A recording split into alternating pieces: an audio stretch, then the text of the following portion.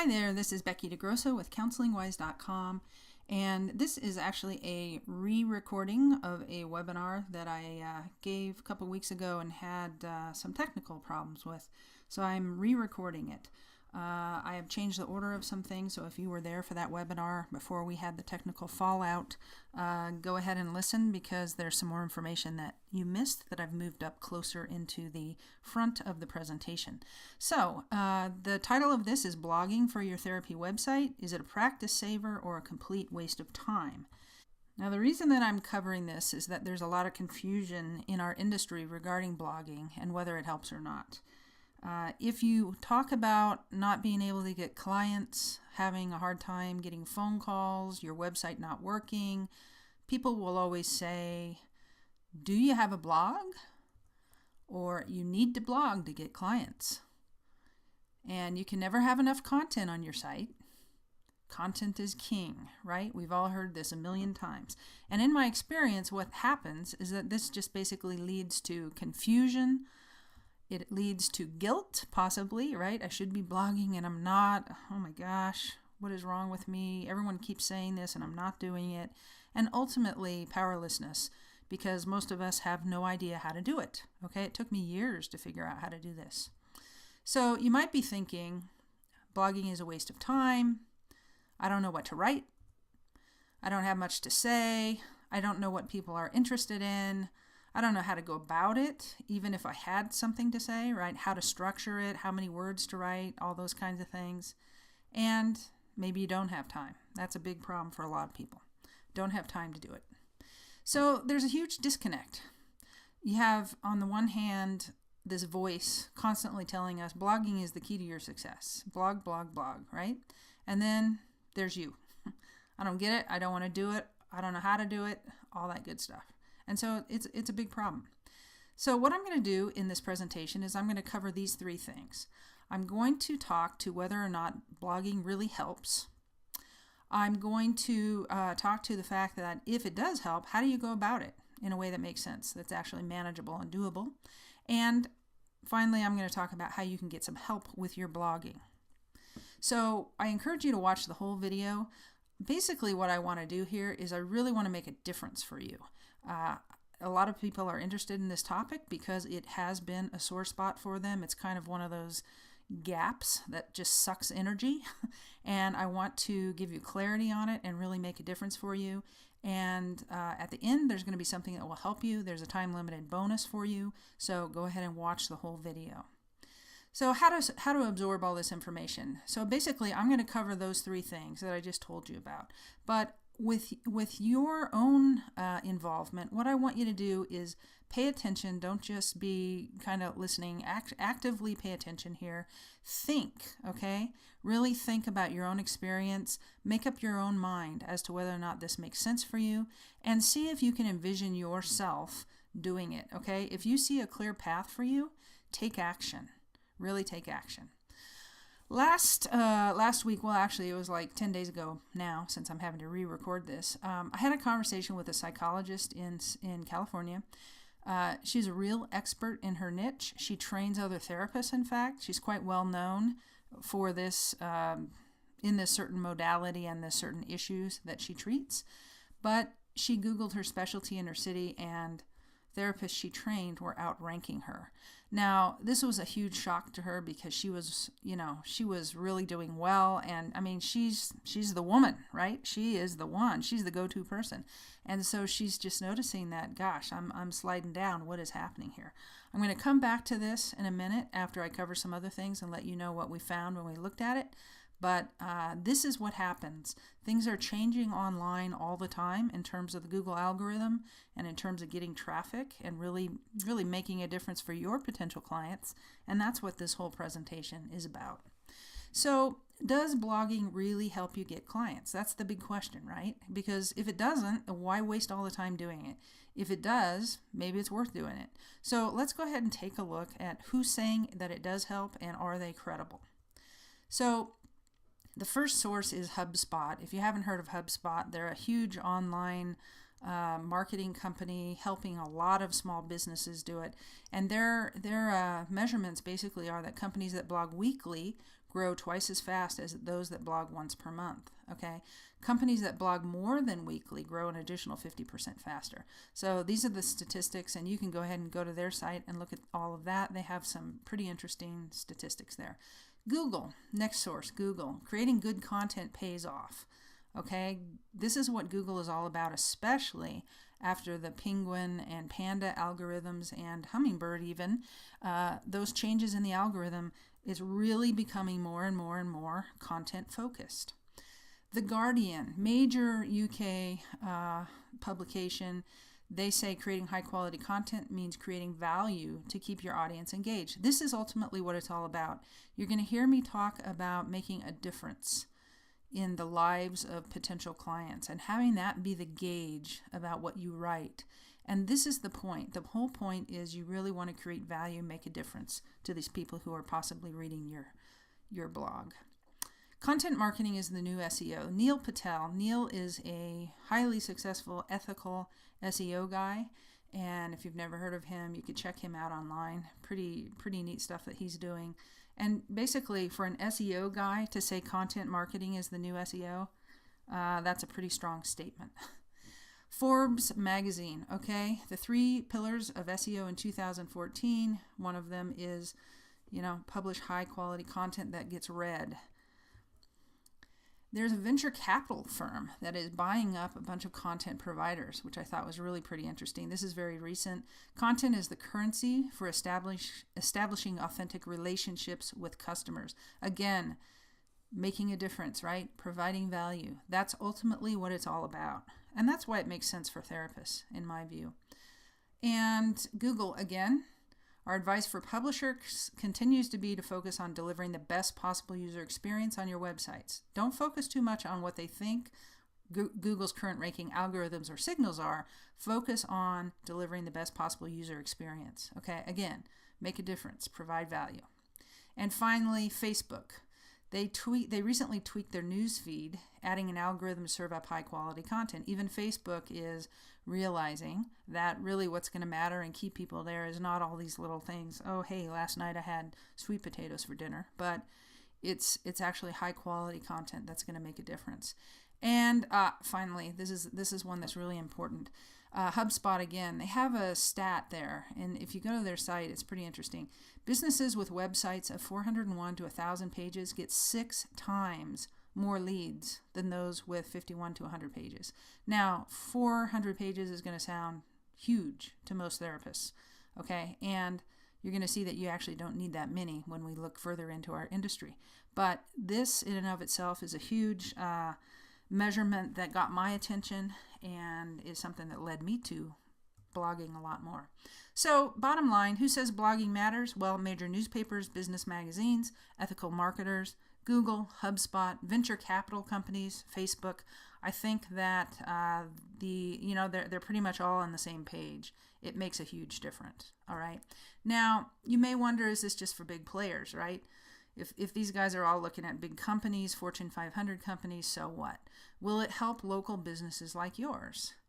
Now, when I went to research that, of course, no one in the therapy niche has done the research, but physicians have a lot more money. So the folks who are working in the physician marketing arena have done some studies, okay? And I found these guys, MD Web Pro. They basically work with plastic surgeons.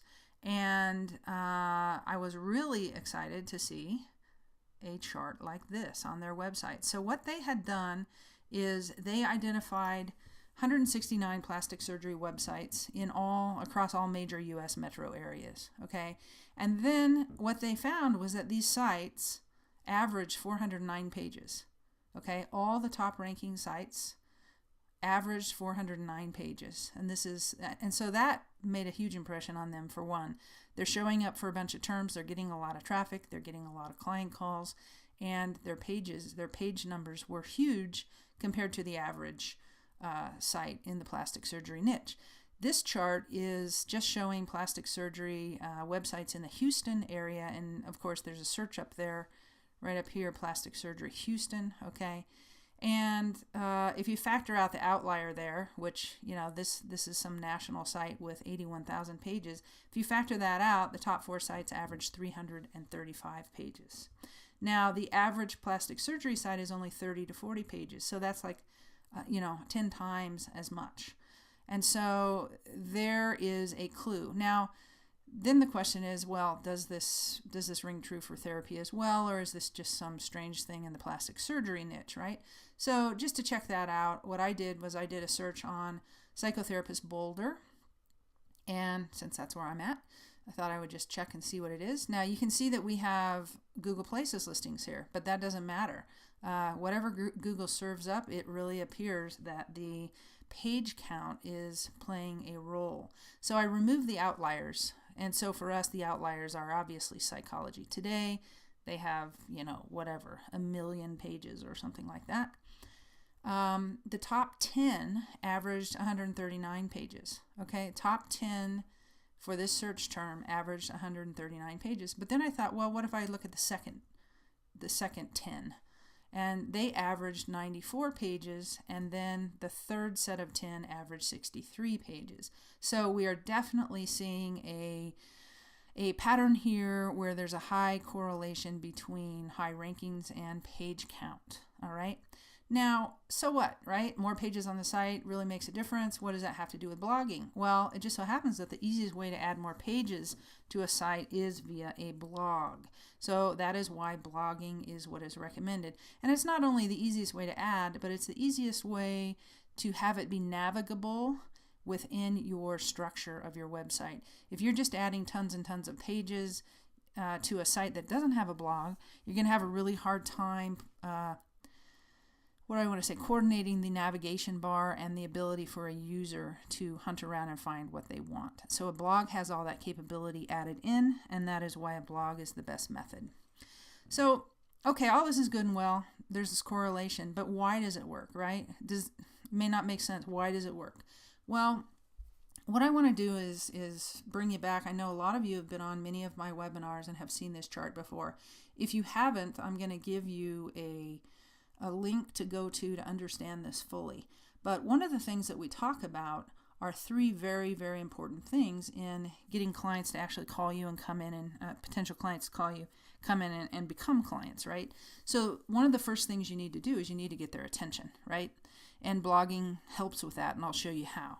You also then need to provide more value to them. Once they're on your site, you need to provide more value. If somebody gets to your site and you don't have anything for them to really sink their teeth into and be impacted by, they're going to bounce and they're going to go to someone else who's providing that value.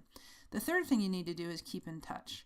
Okay, so one of the statistics I often quote is that only 2% of buyers buy on the first contact. So that applies to therapy clients as well. If they come to your website, only 2% of those people are going to actually call you and become clients. However, 80% of buyers buy after contact 5 through 12. So if you actually keep in touch with them, then you are controlling the increased contacts, and the chances are much, much, much higher that they're going to become clients for you. Okay, so I'm going to talk through this a little bit and how blogging helps. So first of all, if you have a lot more pages, you're going to get more attention. The reason is that there's an SEO ability, whether you even do formal SEO on these pages or not. Each page sends a signal to Google as to what it's about. So you may have a home page here, and this first page here is meant to depict a home page, and you may say, hey Google, I'm about depression therapy Boulder, something like that. Okay, now then if you have other pages, and I'm going to use depression as an example throughout this, let's say that you have another page here where it's a blog and it's about how to deal with sleep issues when you're depressed. Okay, that's going to send another signal out there into the big world that hey, there's content here on sleep and depression issues. Let's say you have another blog post that has to do with, resistance to being diagnosed, depression diagnosis, why people fight it. Okay, now that's going to be another signal that gets sent out. So with these extra pages that are added, rather than just having this general home page that says, here's what I do, with these extra pages added, we're sending out more and more signals. It's kind of like putting a lot more fishing poles out into the big sea of potential clients. Okay, and what we're going to do is we're going to attract more people just by the fact that we have more pages that are focused on certain things. Now the next thing is, so that basically this allows us to cast a wider net, okay, to attract more. Now the other factor though that happens is that if this page is about depression and there's all these other supporting pages that are about various aspects of depression, they support the authority of this home page. So this home page ends up rising. So that is the main factor in why the page correlation exists with ranking. Okay, this authority of this page as a good depression resource goes higher and higher and higher with all these supporting pages added to it. Okay, the next reason to do this is that the second item in that chart was to provide more value. Now, if I'm on your site and I read whatever you have on the home page that you work with depression, that's all good and well. But then I can look over and I can see, oh gosh, wow, sleep, that's exactly what I'm going through. And I can start to read that, and I get value from you, right? You make an impact on me because you're making a difference in my life. You're giving me some tips on how I can actually maybe approach this sleep issue. Okay, this other article here, I can look at that and I can say, yeah, I have been resisting this depression diagnosis. I don't want it. I don't want to be labeled that. I don't want to have to take drugs or whatever's going to happen. So I'm resisting it. I'm going to relate to that. I'm going to, it's going to really, resonate with me because that's what I'm going through, and it's going to provide value. You're going to make a difference. And so this is the big reason, this is the big heart-centered reason to do this.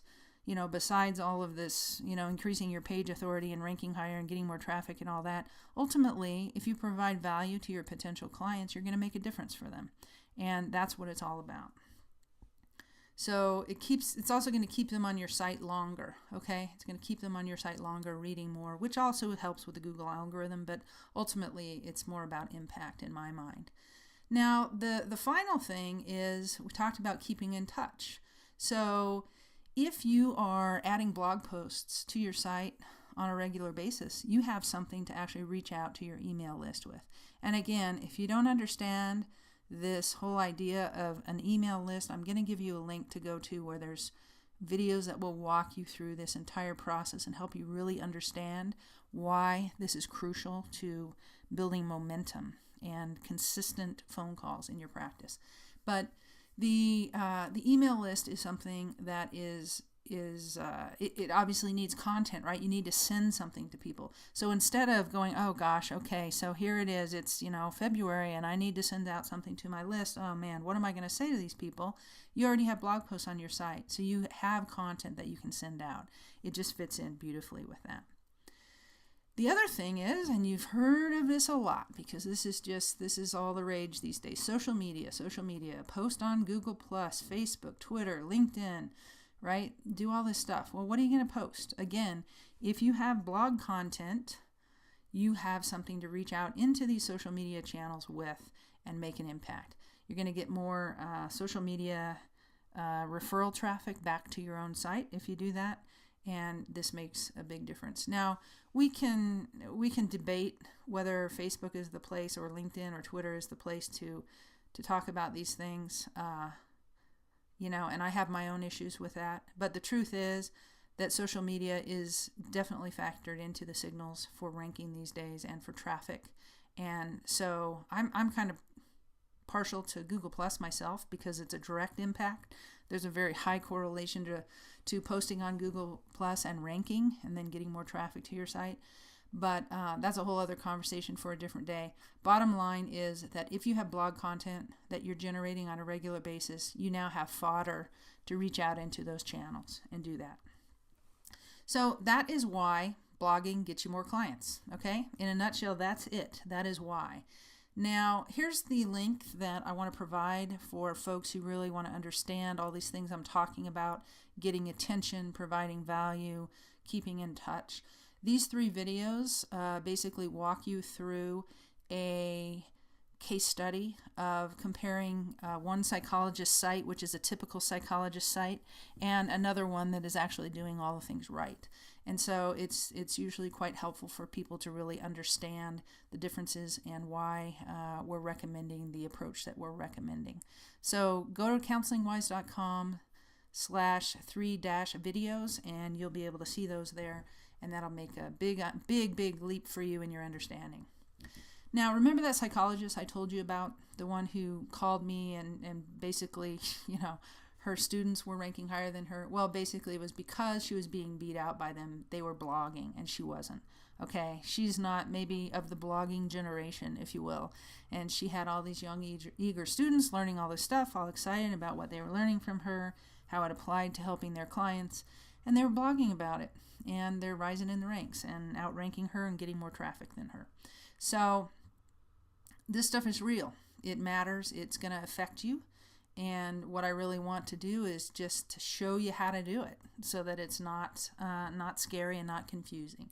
So blogging can help. So what? We're not there yet. I know you still have concerns. All I've done so far is hopefully helped you realize it's not a waste of time. That's the only thing I've addressed up to this point. And there's all these other things, right? You still don't know what to write. You still don't know. You still may not have much to say. You don't know what people are interested in. You don't know how to go about it still, how to structure it, how many words, etc. You may still feel that you don't have time to blog. Okay, so now I'm going to dive into these things. Let's talk about what you can do. So you know that if you have more content, that you can attract more potential clients, right? You have more fishing poles out there in the big sea. They'll stay on your site longer because there's more to read. There's more content for them to relate to and sink their teeth into. They're going to stay and read longer, which then will help your rankings as well and provide more value to them as well. You have something to email to them, right? We talked about that just now. So it makes a lot of sense. You'll have plenty of things to share on social media, all right? So all of these things will happen. This all makes sense. You'll rise in the Google ranks if you have all these things, and then that is going to lead back to attracting more potential clients who stay on your site longer, giving them something to send via the mail, giving them something to share on social media, and rising in the ranks, and it just all feeds on itself. Okay, so this makes a lot of sense, but how are you going to do it? How are you going to actually, shoot for 150 pages or something like that on your site and then keep going? And I'm just throwing that number out there. It doesn't have to be that if you're in a smaller town. You aren't going to need that many pages. If you're in a huge city, you're probably going to need more. But we'll just throw that out as a goal, okay? Now, you can do it the hard way, okay? And this is sitting down once a week, once a month, whatever you decide is doable for you, trying to think of, what am I going to write? Okay, I think I'm going to write that. And then taking a stab at it, maybe really loving what you came up with, maybe not. Posting it on your site, maybe feeling really good about it, feeling really good that that's now on your site and potential clients are going to get value out of that. Maybe feeling, God, that was really stupid. Why did I write that? Or that doesn't sound right, or whatever, okay? It's hard. And you're either going to keep going because it's something that either you're very disciplined and you're going to do it even if it feels terrible, like me going to the gym every day, or you're going to give up in frustration. So this is kind of the hard, lonely way to go. Now, what I have found is that if I have a plan, I have a lot more clarity about where I'm going, and it's a lot easier to work if I have a plan, okay? So what I recommend is that you create a blogging plan. And I'm going to talk with you about what that is. So in my view, what you need in a blogging plan is you need a balance of what I call core content and balanced out with some other deeper or how-to content. Okay? And I'm going to give you examples of what these are in a second, so hold tight. But you need a balance. So if you're looking at doing one post a month, then you're going to, I would say, have one piece of core content a month and six for the year of core content and 6 of deeper or how-to content.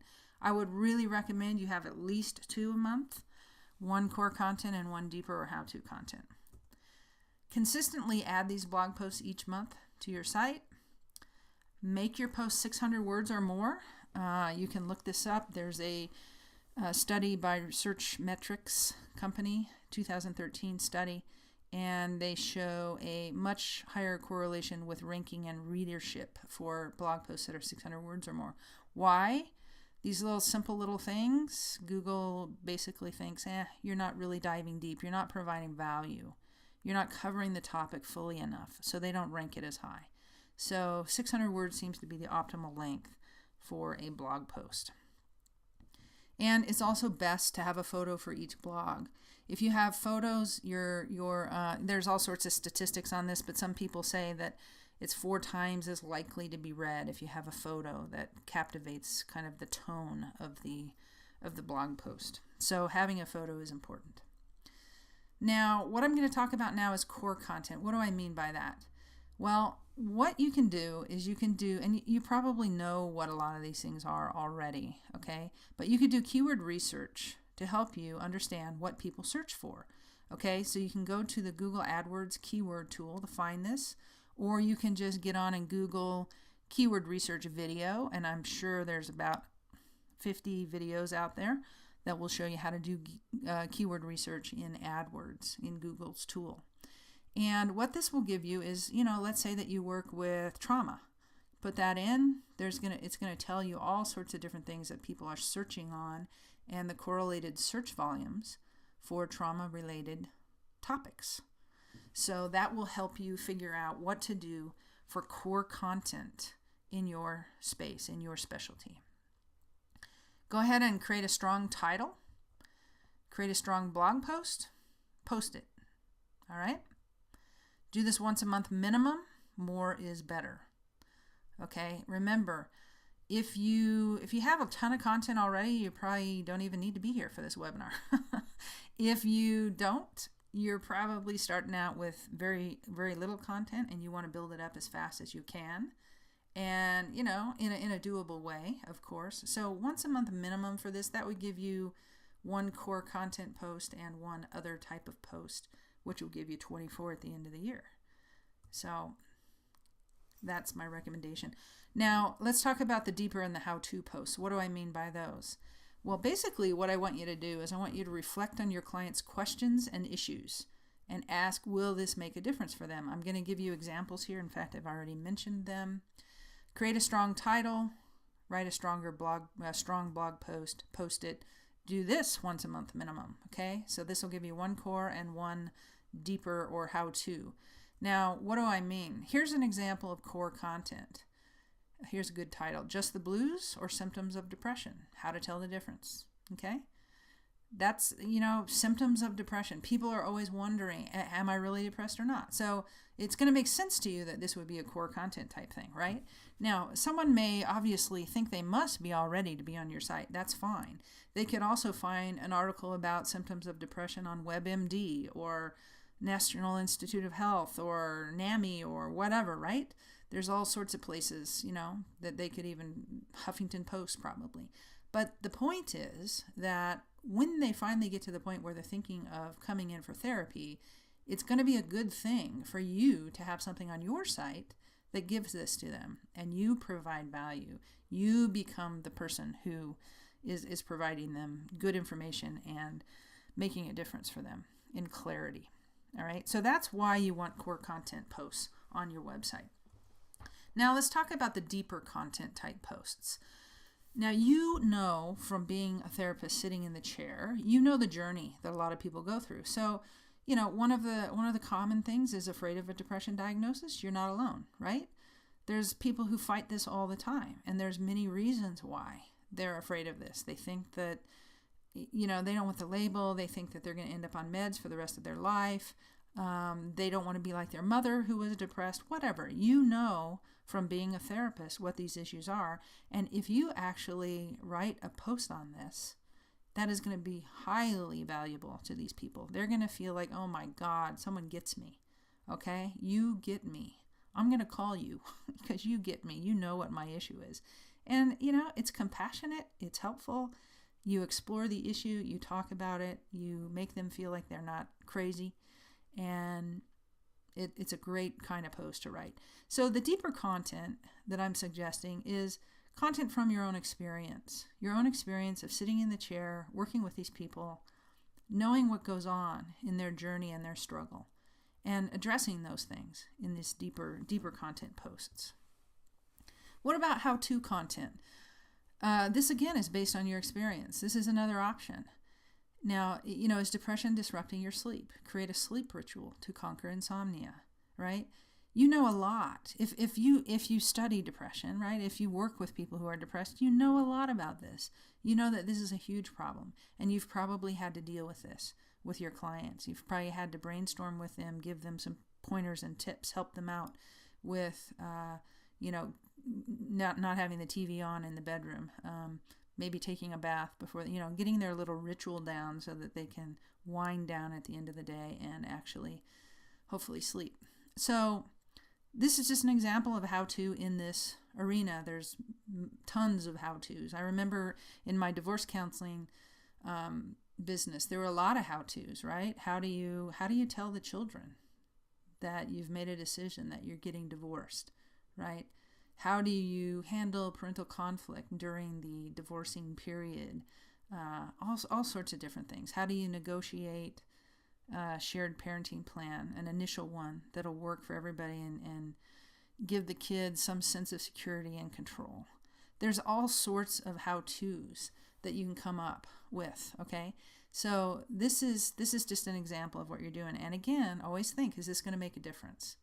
Is this going to make a difference to a potential client? Now, I want to stress that because some people think that they're supposed to write things like, I was talking to a client the other day and it made me ponder my own life. When I was a child, yada, yada, or whatever. Is that really going to make a difference for your potential clients? Maybe sometimes it will, because it's a common kind of pondering or, existential crisis that most of us have, and it might be helpful.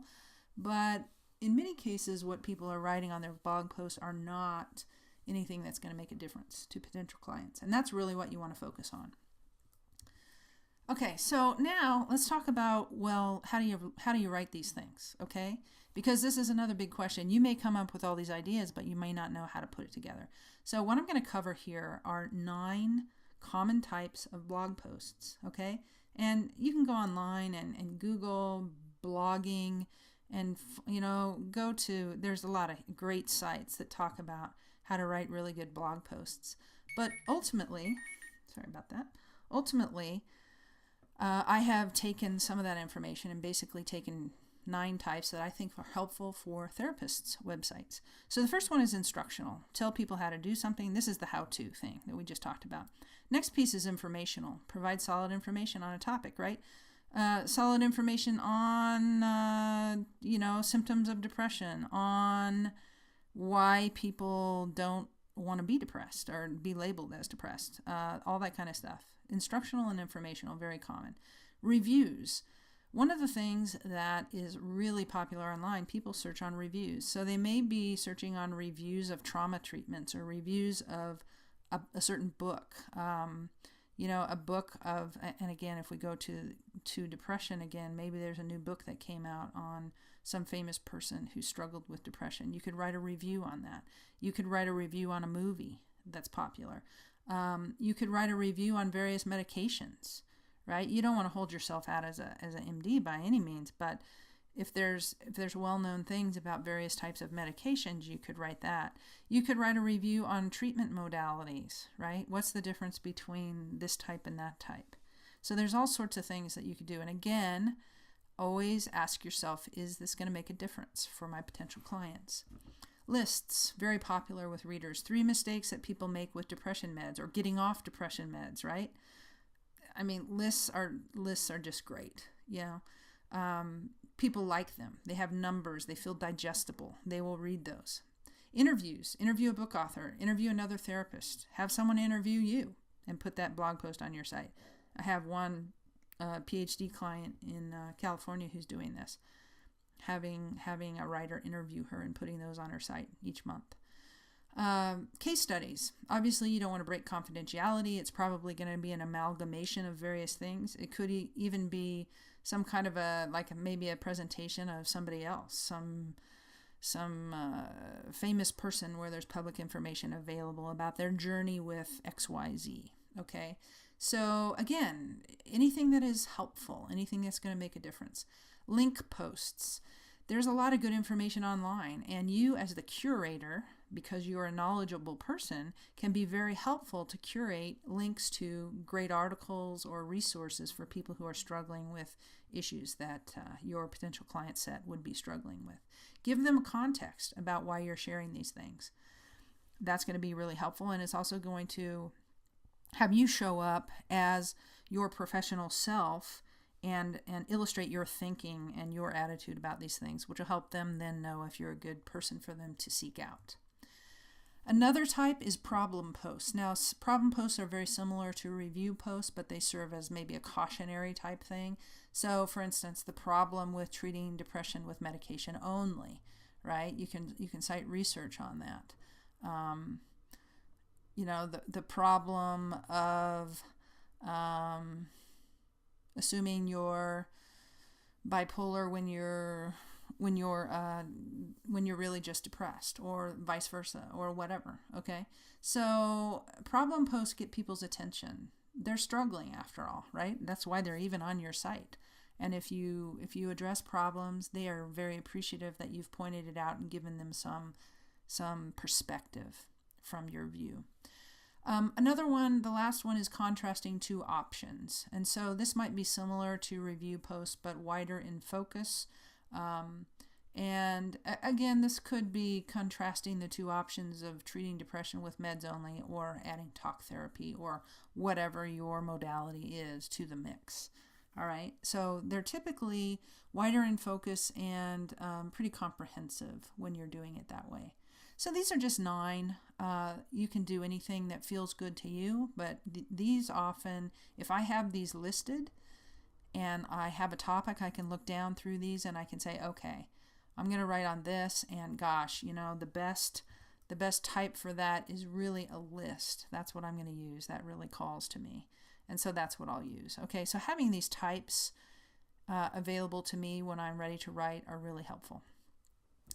So bottom line, my experience is things are much easier with a plan.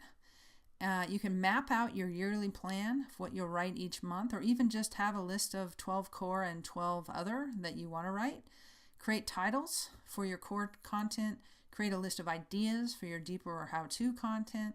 Write these posts using one of the 9 common blog types. If you do this, what are things going to look like?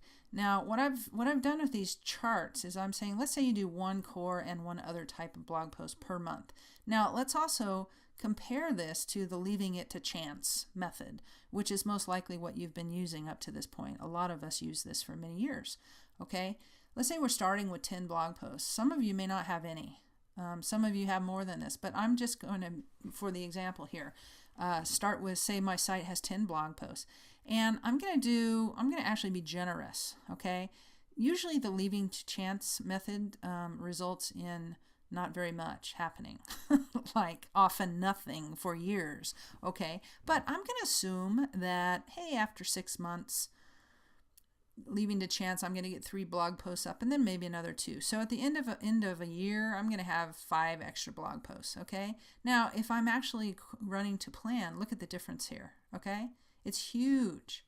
Sorry, jump charts. It's huge, okay? It's huge. So maybe I do 12 in 6 months, right? 2 each month.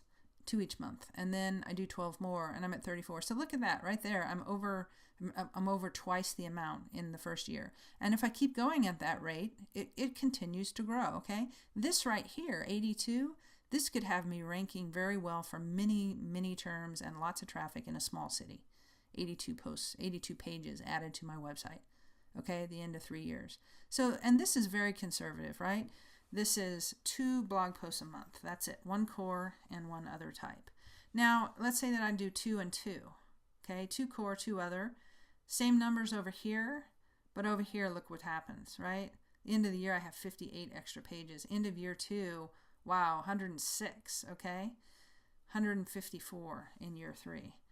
Let's say I do 3 and 3. 3 core content, 3 other.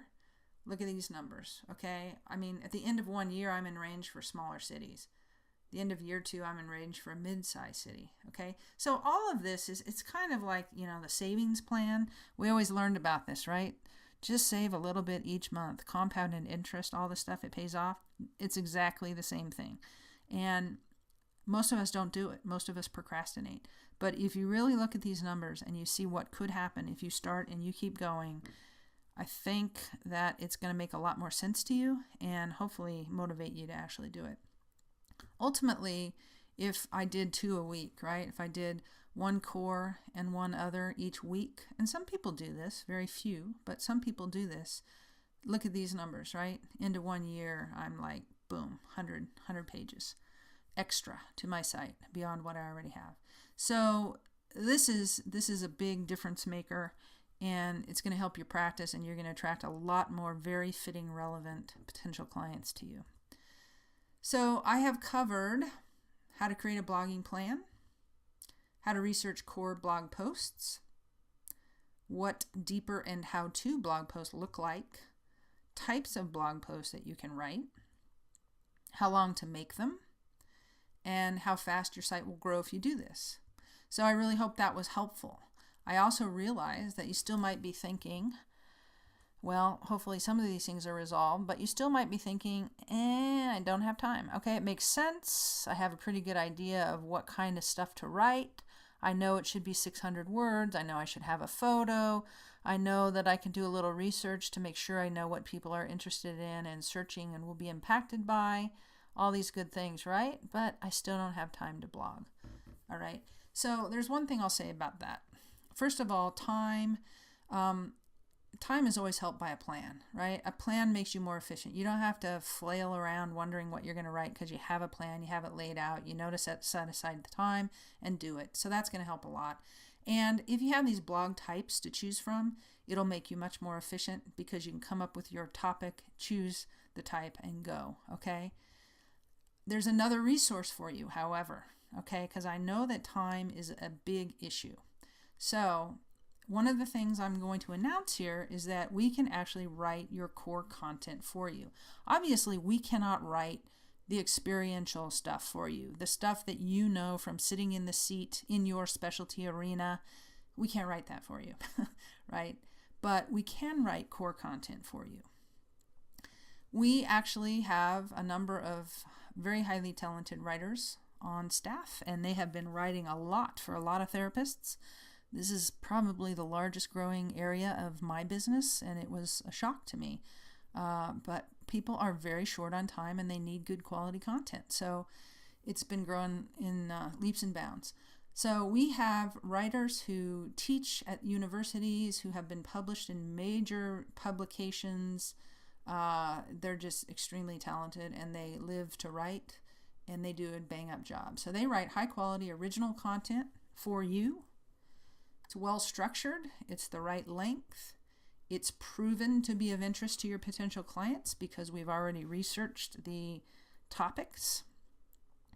We do it each and every month, okay, if you want this.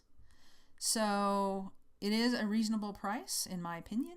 I'll cover that in a second, but this is something that we've been doing for a lot of our private clients when we're doing website work for them and ongoing blogging work after their website is launched, and I decided to make it available to a wider audience. So I am introducing the Therapy Blog Library, okay? It begins today, February 10th, and let me tell you how it works. Basically, what you do is you join the program at the level that is right for you. So if you want us to write 1 blog post a month for you, you join at that level, 2, 3, 4, whatever. You basically, we do the keyword research, okay? We create the core content blog post titles for a variety of niches. We write these blog posts, 600 plus words each. You can take them and personalize them as needed and add them to your site, okay? This is how it works. We're generating good content that you can use and put on your website. There's the website here, and I'll give you the link to this later, is therapybloglibrary.com, but it's basically a a library of content, okay? And so there's populations that you can search on. You can go out and browse articles.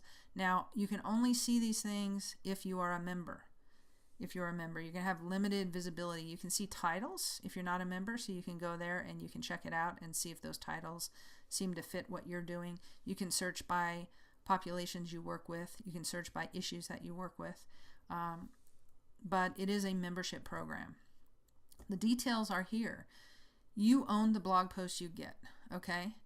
Each post is original. We verify it via Copyscape. Of course, our writers are not going to be taking content from anywhere else anyway. They're very professional. However, we do verify everything, so you know it's original.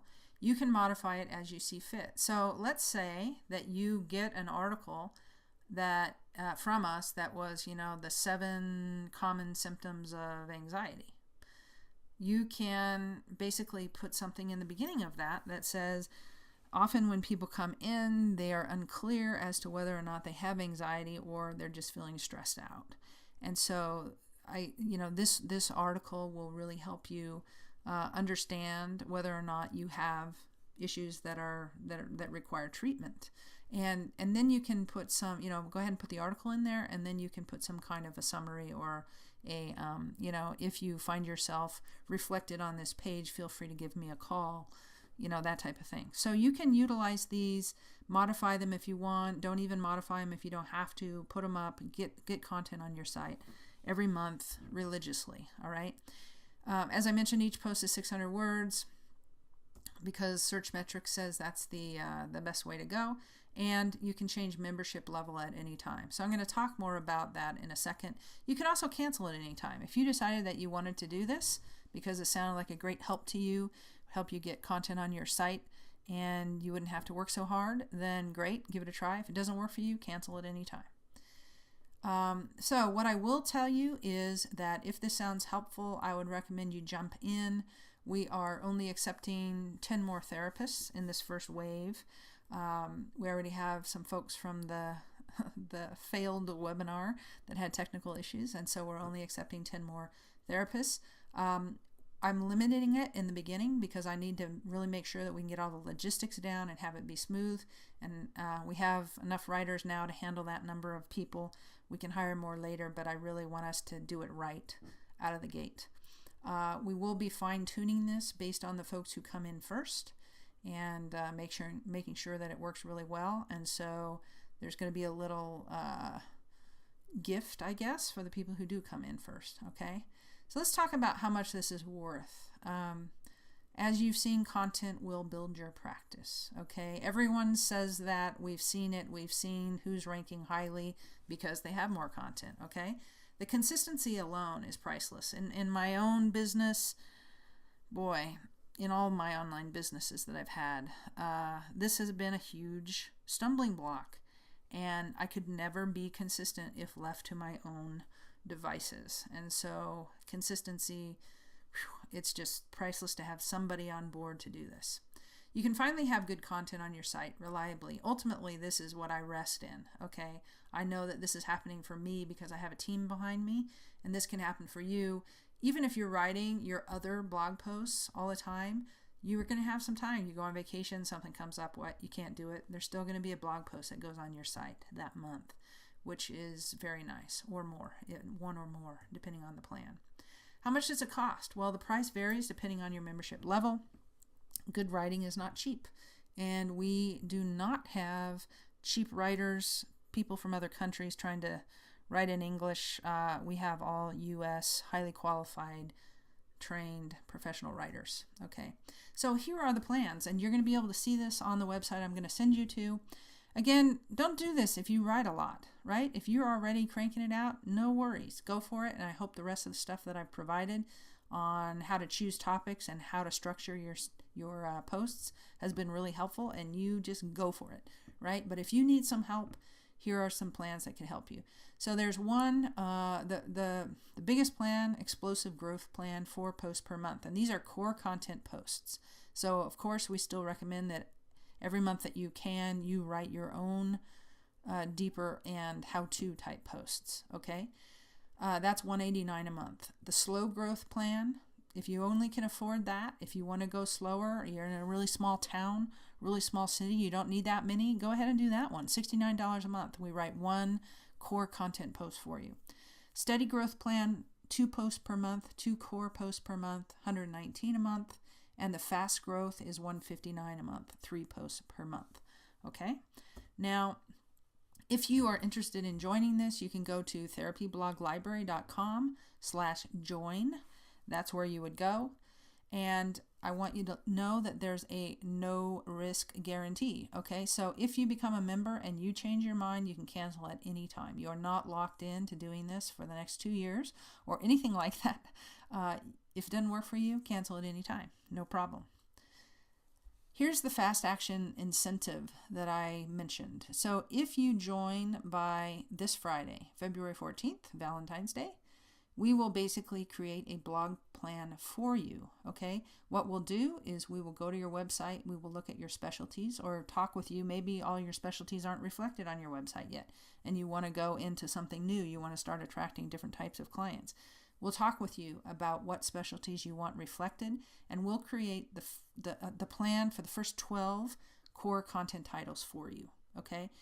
If you join by this Friday, that is something that we're going to do. And if you're watching this and you already signed up 10 days ago or whenever that was that we did the webinar, this is retroactive to you as well. So we will go ahead and create that blog plan for you. First 12 core content titles. Strongly encourage you to join this. If it makes sense for you, we're good at what we do. We'd love to work with you. I know these spots won't last for long. So therapybloglibrary.com/join. And hopefully this was helpful for you, whether or not you want to use us, because you have a clearer sense of where you're going to go.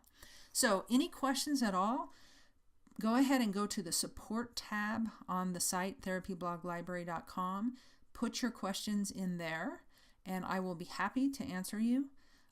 Look forward to hearing what you guys are thinking, what questions you have, anything we can do to help you in your journey to attract more clients to your practice and build a sustainable, viable private practice. That's what it's all about. So thanks very much for your time, and hope to see you in the blog library program. And take care. Over and out. Bye-bye.